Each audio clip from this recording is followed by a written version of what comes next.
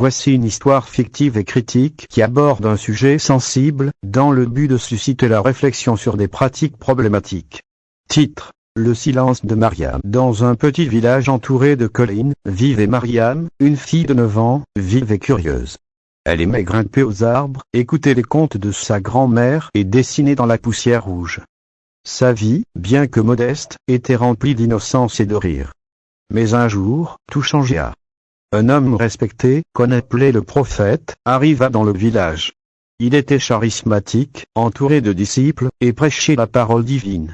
Les anciens du village le traitaient avec vénération. Un matin, il annonça avoir reçu une vision. Dieu m'a montré une épouse destinée. Elle est pure, innocente, et son nom est Mariam. Les parents de Mariam, pauvres et influencés par la foi, acceptèrent sans oser protester. Mariam, elle, ne comprenait pas. On lui dit juste de porter une robe blanche et de ne plus jouer dehors. Le mariage fut célébré en grande pompe.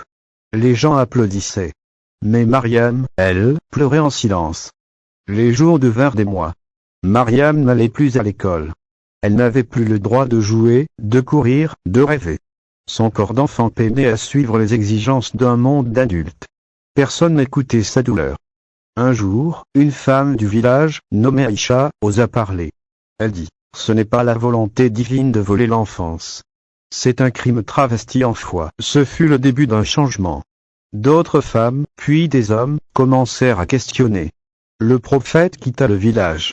Mariam, elle, fut envoyée dans une maison d'accueil où elle apprit à lire, à écrire et à guérir. Des années plus tard, devenue éducatrice, Mariam raconta son histoire pour protéger les autres enfants. Elle disait: la foi n'est jamais une excuse pour le silence. L'amour de Dieu ne détruit pas l'innocence, il la